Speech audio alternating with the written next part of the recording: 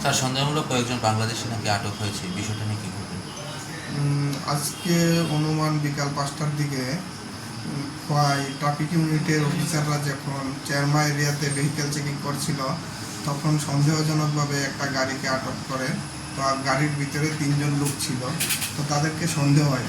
তারপরে ওরা তাদেরকে জিজ্ঞাসাবাদ করে তারা জানতে পারলো যে গাড়িতে ছিল 3জন লোক, ওরা সকলেই বাংলাদেশি। পরবর্তী সময়ে তারা থানায় নিয়ে আসে এবং এখন তাদের বিরুদ্ধে আমরা আইনানুগ ব্যবস্থা নেব।